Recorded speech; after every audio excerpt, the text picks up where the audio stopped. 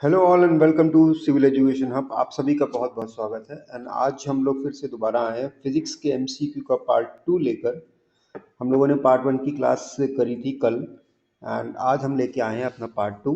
So we will continue with the part 2। और I think कुछ एक पार्ट और आएगा जिसके बाद आपका फिजिक्स कंक्लूड हो जाएगा, मतलब इंपॉर्टेंट क्वेश्चंस कवर हो जाएंगे। उसके बाद जिसकी जो भी प्रॉब्लम हो कमेंट सेक्शन और सिविल एजुकेशन हब करके हमारा ग्रुप है टेलीग्राम पे, उस पर भी आप ये चीजें पूछ सकते हैं जो भी आपका डाउट है। Okay, let's continue. Okay, the first question is, okay, what is the maximum value of the deforming force up to which the material shows the elastic properties and above which the material loses elasticity? कहना क्या चाह रहा है? वो कहना ये चाह रहा है कि भाई वो ऐसी कौन सी लिमिट है, ऐसी कौन सी पॉइंट है जहां के बाद होता क्या है कि मटेरियल अपनी इलास्टिक लिमिट जो है, मतलब इलास्टिसिटी लूज कर देता है, उसके नीचे उसकी इलास्टिक प्रॉपर्टीज शो होती है। तो आप सबको पता होना चाहिए कि यहाँ पे वो लिमिट होती है अराउंड यहाँ पे, जिसे हम लोग कहते हैं क्या, इलास्टिक लिमिट कहते हैं। ठीक है, इलास्टिक लिमिट इसे हम लोग कहते हैं।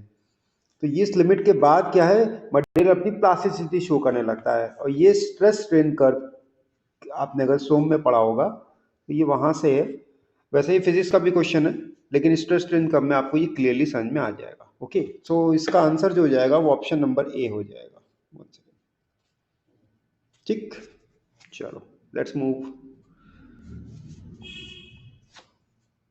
screen size, okay, now let's see question number 2 आपके सामने पूछ रहा है curie is the unit of. Curie किसकी यूनिट है? अब यहाँ पे अगर आपको नहीं भी पता है तो एलिमिनेशन करके यूज करके इस क्वेश्चन को सॉल्व कर सकते हैं। कैसे करना है, लेट्स सी। टेम्परेचर की यूनिट क्या होती है? डिग्री सेल्सियस या फिर केल्विन। ठीक, तो ये तो नहीं होगा, कंफर्म हो गया। रेडियो एक्टिविटी की यूनिट आपको नहीं पता होगी आई थिंक। एनर्जी जूल में होती है, हीट जूल या कैलोरी में होती है, तो बचा क्या? Radio activity. तो इसलिए radio activity is the unit, मतलब curie is the unit of radio activity, we can say that. Okay, so option number B is the right answer. चलते हैं क्वेश्चन नंबर 3 की तरफ। क्वेश्चन नंबर 3 हमारे सामने, और क्वेश्चन नंबर 3 कह रहा है rocket works on the principle of. Rocket किस प्रिंसिपल पे वर्क करता है? सबको पता होना चाहिए, बहुत ही बेसिक सवाल है। Law of conservation of momentum पे वर्क करता है। इसका मतलब इसका ऑप्शन हो जाएगा बी। किस पे वर्क करता है? Law of conservation of momentum पे ये वर्क करता है। ठीक है, याद रखिएगा। Okay, let's see question number 4। Question number 4 हमारे सामने, देखते हैं क्या है। If the velocity of the body is doubled, वो कह रहा है कि वेलोसिटी जो है वो डबल कर दी गई है, मोमेंटम में क्या होगा चेंज? कोई बता सकता है इस चीज को? तो इसको देखते हैं। देखो, सिंपल सा फॉर्मूला है, momentum is equals to M V, या we can say P is equals to M V. अब अगर एम वी की जगह यहाँ 2v लिख देंगे, 1 second, P equals to M into V होता है। ठीक है, और अगर एम वी की जगह, क्योंकि कह रहा वेलोसिटी डबल हो गई है तो 2 टाइम्स कर देंगे, तो ऑब्वियसली ये भी 2 टाइम्स हो जाएगा। तो इसका मतलब क्या है, मोमेंटम आपका क्या हो जाएगा, डबल हो जाएगा। तो option number B will be the correct answer for this question. चलते हैं नेक्स्ट क्वेश्चन पे, जो कि है क्वेश्चन नंबर 5 हमारे सामने। विच of the following, okay, which of the following types of glass, कह रहा है विच of the following types of glass can cut the ultraviolet rays. UV rays को कैन कट ऑफ कर सकता है। इसका मतलब ये है कि यूवी रेज को कौन ब्लॉक कर सकता है, कट ऑफ कर सकता है, वी कैन से। तो इसका आंसर हो जाएगा ऑप्शन नंबर डी हमारा, जो कि है क्रूक्ड ग्लास। क्रूक्स ग्लास भी कहते हैं, क्रूक्स ग्लास। तो ये जो होता है यूवी रेज को कट ऑफ करता है। क्यों कट ऑफ करता है, इसका भी रीजन देख लीजिए। क्योंकि इसमें क्या होता है, सीरियम ऑक्साइड होता है, which absorb the harmful UV radiation making it suitable for sunglasses. इसीलिए सनग्लासेस में इसको यूज करते हैं। क्यों? क्योंकि इसमें सीरियम ऑक्साइड प्रेजेंट होता है। Okay, let's move to question number 6 पे चलते हैं। Which of the following devices does not make use of current carrying conductor in a magnetic field. मतलब इसका कहने का है कि इसमें ऐसी कौन सी डिवाइस है जो कि current carrying conductor in a magnetic field, ये वाली प्रॉपर्टी का यूज नहीं करता है। कौन सी property? Current carrying conductor in a magnetic field वाली प्रॉपर्टी का यूज नहीं करता है इनमें से। तो आपकी जानकारी के लिए बता दूं, मोटर यूज करता है, इलेक्ट्रिक फैन भी यूज करता है, जनरेटर भी यूज करता है, बस हीटर ऐसी चीज है जो कि इस चीज का यूज नहीं करता है, क्योंकि electric heater convert electrical energy into heat energy using resistance, not using magnets या मैग्नेटिक फील्ड। रेजिस्टेंस का यूज करके हीटिंग इफेक्ट जनरेट करता है ये।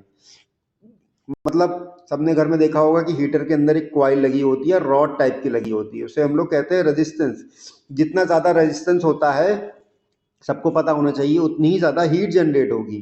तो इसीलिए इलेक्ट्रिक हीटर किस प्रिंसिपल पे वर्क करता है, वो रेजिस्टेंस के ऊपर वर्क करता है। रेजिस्टेंस जितना ज्यादा बढ़ेगा उतनी ज्यादा हीट होगी, इसमें मैग्नेटिक फील्ड का कोई रोल नहीं होता है। ठीक है, चलते हैं क्वेश्चन नंबर 7 के ऊपर। नाउ क्वेश्चन नंबर 7 कह रहा है कि we observe the geometrical shadow of an opaque object. Opaque object क्या होता है? ऐसा ऑब्जेक्ट जिसके आर पार ना देखा जा सके, उसे कहते हैं opaque object. Okay, we observe the geometrical shadow of an opaque object when the light is incident on it is due to। कह रहा है कि अगर यहाँ पे कोई मान लो ऑब्जेक्ट रखा हुआ है, ठीक है, और यहाँ से लाइट जा रही है, मान लो, ठीक है, यहाँ से लाइट जा रही है, तो वो ये कह रहा है कि जब लाइट इंसिडेंट होती है, मतलब सामने से जा रही होती है, ऐसे करके इंसिडेंट होती है किसी ऑब्जेक्ट के, और ये ऑब्जेक्ट कैसा है हमारा, ये ऑब्जेक्ट हमारा ओपेक ऑब्जेक्ट है मान लो, ठीक है, तो यहाँ पे क्या होगा, कुछ इसकी फिगर बनेगी, शेडो बनेगी ना इसकी, कुछ कुछ भी प्रकार की, जैसे भी लाइट पड़ेगी, सामने सामने से पड़ेगी तो कोई फिगर नहीं बनेगी। अगर यही लाइट थोड़ा सा ऐसे ऐसे ऐसे तिरछे करके पड़ेगी तो शायद ऐसे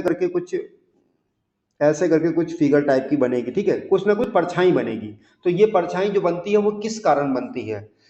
ऑप्शन है हमारे पास, diffraction of light, dispersion of light, light travelling in straight line and reflection of light. तो इसमें देखो, इसमें ओपेक ऑब्जेक्ट में ऐसा कोई भी फिनोमेना नहीं होता है जो डिफ्रैक्शन, डिस्पर्जन या रिफ्लेक्शन नहीं होता, वो सिंपल, क्योंकि लाइट एक स्ट्रेट लाइन में कैरी करती है, ट्रेवल करती है, उसी स्ट्रेट लाइन में ट्रेवल करने की वजह से वो क्या होती है, जितना ओपेक ऑब्जेक्ट होता है वहां पे वो लाइट नहीं उसको नहीं पार कर पाती, और जितना वो रह जाता है उसकी परछाई बना देती है। जैसे आप धूप में खड़े होते हैं, आपकी परछाई दिखती है, उसी तरीके से। ओके, सो चलते हैं नेक्स्ट क्वेश्चन के ऊपर। इसका तो ऑप्शन था सी। ओके, सी। क्वेश्चन नंबर 8 हमारे सामने है। क्वेश्चन नंबर 8 क्या कह रहा है? Work done by motor per unit time. अच्छा, कल ही मैंने ये बताया था जब मैं बेसिक क्लास ले रहा था कि वर्क डन किसी के द्वारा भी per unit time is called power, और इसको किससे डिनोट करते हैं? वॉट से डिनोट करते हैं हम लोग, ठीक है। तो इसका ऑप्शन हो जाएगा, ऑप्शन नंबर ए हो जाएगा इसका आंसर। ओके, चलते हैं नेक्स्ट क्वेश्चन के ऊपर, जो कि हमारा है क्वेश्चन नंबर 9। चलो, ओके, ट्विंकलिंग ऑफ स्टार्स किस फिनोमेना से होती है? बड़ा ही सिंपल सा क्वेश्चन है। ट्विंकलिंग ऑफ द स्टार जो होती है वो हमने टॉपिक एक पढ़ा भी है, रिफ्रैक्शन ऑफ लाइट की वजह से होती है। Option number C will is the right answer, क्योंकि एटमॉस्फेयर में रिफ्रैक्शन होता है बार बार। मैं दिखाता हूँ आपको, 1 सेकेंड। एटमॉस्फेयर में क्या होता है? Atmospheric refraction bends the starlight as passes through the different layers causing the twinkling effect. तो ट्विंकलिंग इफेक्ट क्या होता है? एटमॉस्फेरिक रिफ्रैक्शन के कारण होता है, ठीक है। Now question number 10। देखो, आपको क्वेश्चन में बहुत अंदर तक नहीं जाना है। ये आरआरबी का पेपर आपका ऐसा होता है जिसमें क्वेश्चन, मैं ये कह लूँ कि बिल्कुल ऊपर से भी नहीं, लेकिन हाँ बहुत अंदर से भी नहीं पूछा जाता है। तो आपको चीज़ें पता होनी चाहिए कि कौन सी चीज़ क्या है, कैसे है, लेकिन हाँ उसके ऊपर रिसर्च नहीं करनी है। एग्जाम्पल पेंडुलम की कल मैंने बताई थी, तो आपको पता होना चाहिए कि टाइम पीरियड वगैरह क्या होता है, लेकिन नहीं, इतना नहीं कि आप पूरा टाइम पीरियड के ऊपर रिसर्च करके बैठें। तो सिंपल सा एग्जामिनेशन है, बहुत ही सिंपल तरीके से पढ़ना है। कोर्स लिमिटेड है, बहुत अच्छे से कोर्स डिफाइंड है, देखा जाए तो इसका कोर्स अन्य एग्जाम के मुकाबले काफ़ी डिफाइंड है, मेरा ऐसा मानना है पर्सनली। तो इस डिफाइंड कोर्स को यूज़ करें आप ढंग से, तो बहुत अच्छा रिजल्ट मिल सकता है आपको उसका, ठीक है। चलते हैं। Okay, question number 10। What type of waves are light waves? Light wave कौन सी वेव होती हैं? ट्रांसवर्स होती हैं, लॉन्गिट्यूडनल होती हैं, या कौन सी वेव होती है? पूछ रहा, बोथ है या नन। तो लाइट वेव में आपको बता दूं, आपकी जानकारी के लिए, अगर सब पता है तो अच्छी बात है, नहीं पता है तो ट्रांसवर्स वेव्स होती हैं वो, ठीक है। ये सिंपल सा डायरेक्ट क्वेश्चन है, अगर आपको आता है तो अच्छी बात है, नहीं आता है तो नहीं, ठीक है। तो ए ऑप्शन इसका करेक्ट है।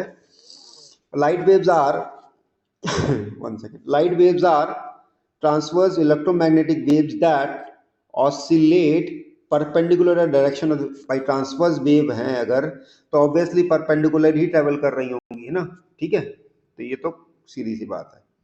क्वेश्चन नंबर 11 पे चलते हैं। क्वेश्चन नंबर 11 कह रहा है हमारा कि at which point on the earth is no gravity, gravity कहाँ नहीं होती, नो ग्रेविटी पॉइंट क्या होता है हमारा, तो जो ग्रेविटी है वो सेंटर पे अर्थ के, जो अर्थ का वन सेकेंड, अगर ये अर्थ है मान लो, तो इसका जो भी सेंटर पॉइंट होगा यहाँ पे हमारी ग्रेविटी नहीं होती है, ठीक है, इस चीज को याद रखना, at the centre of the earth, gravity कहाँ नहीं होती है, at the centre of the earth. Option number D will be the right answer.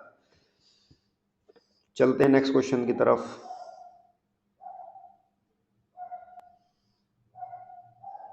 Question number 12, okay now कह रहा है hydraulic brakes are used in automobiles on which they work on which principle, hydraulic brakes used in automobiles work on which principle, तो ये simple सा कौन सा principal है, Pascal's law पे बेस करता है, आर्किमिडीज प्रिंसिपल से ना कंफ्यूज कर देना, आर्किमिडीज प्रिंसिपल का हाइड्रोलिक ब्रेक से कोई लेना देना नहीं है। देखो मैं आपको बताऊं, बर्नौली थ्योरम और टॉर्सिली लॉ तो वैसे ही हो गया, अब कंफ्यूजन कभी कभी किसी को हो सकता है कि शायद आर्किमिडीज लॉ हो जाए, लेकिन ऐसा नहीं है, आर्किमिडीज लॉ का हाइड्रोलिक ब्रेक से कोई लेना देना नहीं है, वो पास्कल लॉ से है, ठीक है, याद रखिएगा। ऑप्शन नंबर ए हमारा करेक्ट ऑप्शन है बिल्कुल। और पास्कल लॉ क्या कहता है ये मुझे कमेंट में बताइएगा आप लोग, अगर आपको पता हो तो, ठीक है, और नहीं पता हो तो मैं नेक्स्ट क्लास में इसको बताऊंगा।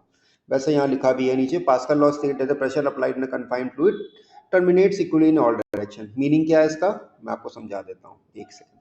अगर ये कोई बॉडी है और इस पे यहाँ से यहाँ से यहाँ से यहाँ से यहाँ से यहाँ से यहाँ से सॉरी हर जगह से अलग अलग प्रकार की फोर्सेज लग रही, मतलब फोर्सेज लग रही हैं, तो ये फोर्सेज आपस में एक दूसरे को कैंसिल आउट कर देती हैं, यहाँ पे नेट फोर्स क्या हो जाती है, जीरो, ठीक है, ये पास कर लो है। चलते हैं अगले क्वेश्चन की तरफ। क्वेश्चन नंबर 13 कह रहा when the light passes through the glass prism, किसी ग्लास प्रिज्म से अगर लाइट, ग्लास प्रिज्म कैसा होता है, कुछ ऐसा होता है, यहाँ से लाइट पास करती है, ठीक है, which colour is refracted the most, कौन सा कलर सबसे ज्यादा रिफ्रैक्ट होता है, तो अगर आपको याद है तो ये ऐसे डिस्पर्जन ऑफ लाइट होती है जहां से क्या बनता है, बिग बी और V I G B O R last में होता है, स्टार्टिंग में बी होता है, तो सबसे ज्यादा बेंड कौन सी हो रही है, वॉयलेट हो रही है, तो ऑप्शन क्या होना चाहिए, वॉयलेट होना चाहिए, तो option number B will be the right answer for this question, ठीक है। चलते हैं नेक्स्ट क्वेश्चन की तरफ, क्वेश्चन नंबर 14। अच्छा हाँ, एक चीज और याद रखिएगा, एक छोटी सी चीज है कि वॉयलेट लाइट बेंड ज्यादा क्यों करती है, क्योंकि उसकी वेवलेंथ जो होती है ना वो सबसे कम होती है, इसीलिए। तो ऑब्वियसली रेड लाइट क्या है, बेंड ज्यादा करेगी, और सॉरी रेड लाइट जो है कम करेगी और वेवलेंथ उसकी क्या होगी, ज्यादा होगी, याद रखिएगा ये चीज, कंफ्यूज ना होइएगा इस चीज में, क्योंकि कभी कभी वो ये पूछ सकता है कि रिफ्रैक्शन क्या हो रहा है, मतलब कौन सी लाइट ज्यादा बेंड कर रही है, कभी कभी वो ये भी पूछ लेगा कि भैया वेवलेंथ किसकी ज्यादा है किसकी कम है, तो याद रखिएगा।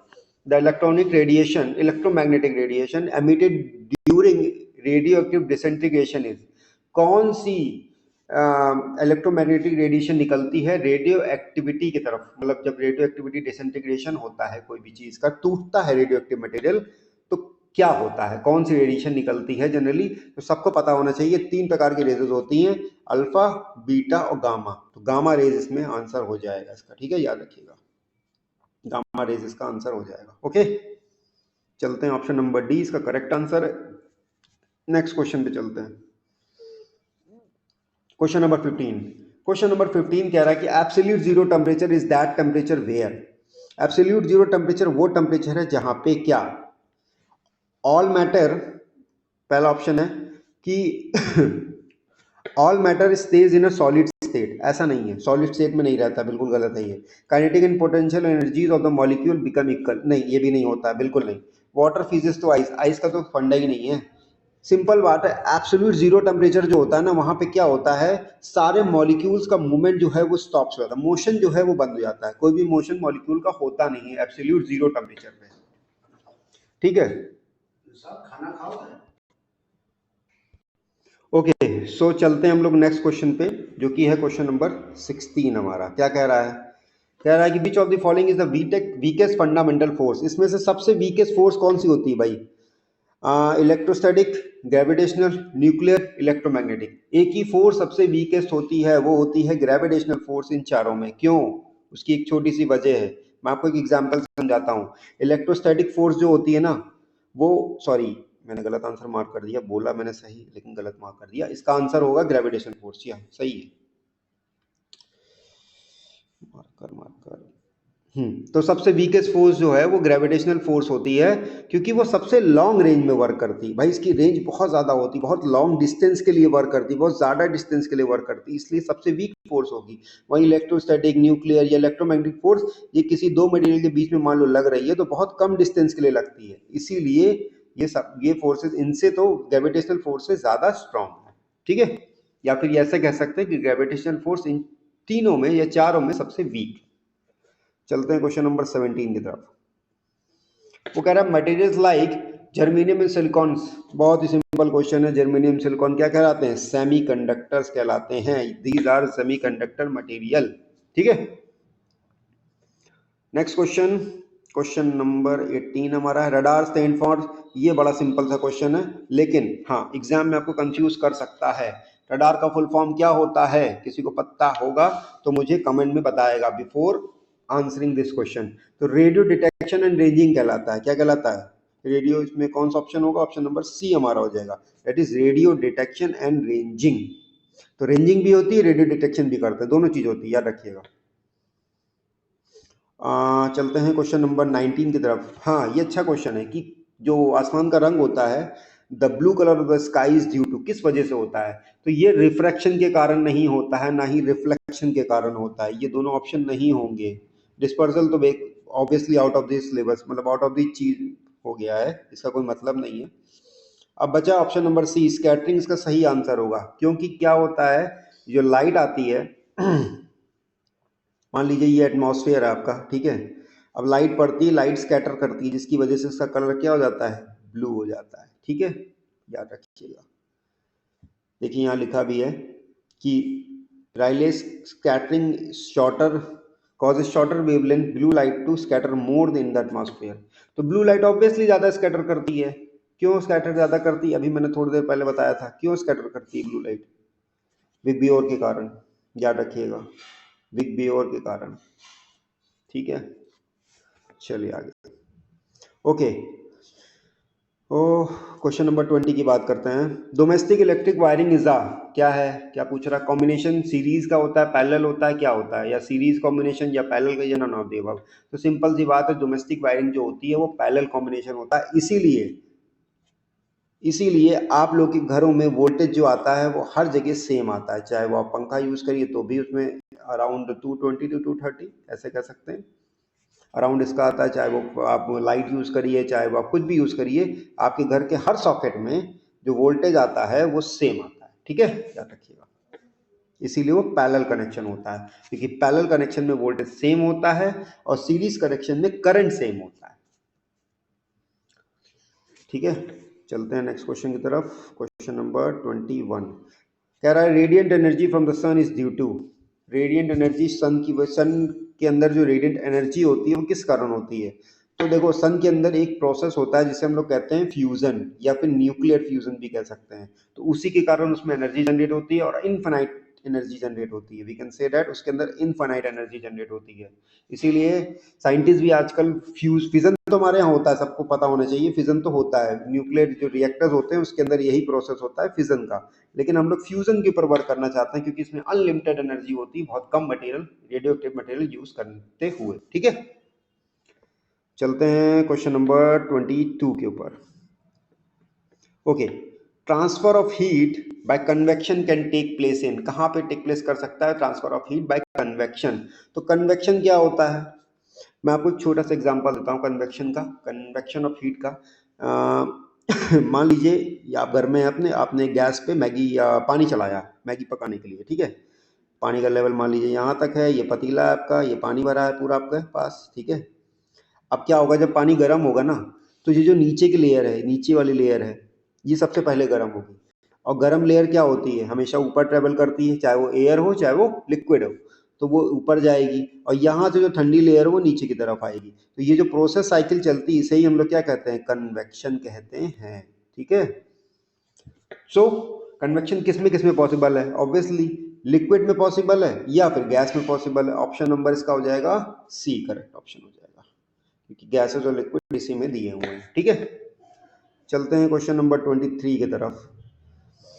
Which property of the sound is affected by the change in air temperature? कौन सी प्रॉपर्टी है साउंड की जो कि चेंज इन एयर टेम्परेचर, जब एयर का टेम्परेचर चेंज होता है तो वो प्रॉपर्टी अफेक्ट होती है? कौन सी ऐसी प्रॉपर्टी है? तो एक ही प्रॉपर्टी है जो कि टेम्परेचर ऑफ एयर के बेसिस पे चेंज होती है, वो होती है gamma, that is wavelength. Gamma नहीं, सॉरी, लैम्डा, वेवलेंथ। तो वेवलेंथ हमारी क्या होती है? चेंज हो जाती है कब? जब एयर का टेम्परेचर चेंज होता है। ठीक है, चलते हैं अगले क्वेश्चन की तरफ। ओह, अगला क्वेश्चन ही नहीं है। Okay, so that is all for today. Video को लाइक करिए, शेयर करिए, सब्सक्राइब करिए, अपने चैनल को सब्सक्राइब करिए। ठीक है, और इस तरीके की वीडियोस मैं और भी लाता रहूँगा ताकि आपको सपोर्ट मिलता रहे और आपकी प्रिपरेशन जो है वो अच्छे से होते रहे। मैं फिर से ये बात कहूँगा, इस जो मैं आपको ये वीडियो दे रहा हूँ इसको आप एक मॉक की तरह इस्तेमाल कीजिएगा। मॉक की तरह इस्तेमाल करने का मतलब क्या है कि ऐसा नहीं कि पूरी वीडियो देख डाली। आप वीडियो देखिए, मतलब क्वेश्चन देखिए, पॉज करिए, सॉल्व करिए, आंसर अपने मन में रखिए, एक कॉपी में लिखिए, आपकी मर्जी। उसके बाद उसको मैच कराइए मेरे आंसर से। मैं पीडीएफ टेलीग्राम चैनल पे शेयर कर दूंगा। टेलीग्राम चैनल का लिंक आपको मिल जाएगा, और वैसे आप सिविल एजुकेशन हब टाइप करेंगे तो आपको वैसे भी मिल जाएगा टेलीग्राम पे। ठीक है, और उसके अलावा अगर किसी को कोई डाउट हो तो टेलीग्राम पे हमारा ग्रुप भी है सिविल एजुकेशन हब्स के नाम से, आप वहां से पूछ सकते हैं डाउट्स अपने, नहीं तो कमेंट सेक्शन में भी पूछ सकते हैं, कोई इशू नहीं है। ठीक, और तैयारी करते रहिए। और कल से मैं कोशिश करूंगा कि मैं टेक्निकल का पार्ट भी लेके आऊँ, सिविल इंजीनियरिंग का पार्ट भी मैं लेके आऊँ, क्योंकि चैनल का नाम ही सिविल एजुकेशन हब है। ओके, सो मैं नॉन टेक इसलिए पहले लेके आया क्योंकि नॉन टेक से अधिकतर टेक्निकल जो बच्चे होते हैं उनको नॉन टेक से बड़ा डर लगता है कि भाई हाँ नॉन टेक हो जाएगा तो क्या होगा। उनको प्रैक्टिकल में कॉन्फिडेंस बहुत रहता है लेकिन नॉन टेक में नहीं रहता, तो इसलिए मैंने कहा मैं नॉन टेक से शुरुआत करता हूँ। लेकिन कल से मैं टेक्निकल क्वेश्चंस भी लेके आऊँगा, पहले सब्जेक्ट वाइज लेके आऊँगा और उसके बाद then I will try to make a mix mock. ठीक है, तो मिक्स मॉक में प्लान कर रहा हूँ, ले आऊँगा कन्फर्म है। ठीक है, मतलब एग्जाम से पहले आपकी अच्छी खासी प्रैक्टिस में करवा के ही जाऊँगा। ठीक है, okay, till then good night, bye bye, take care.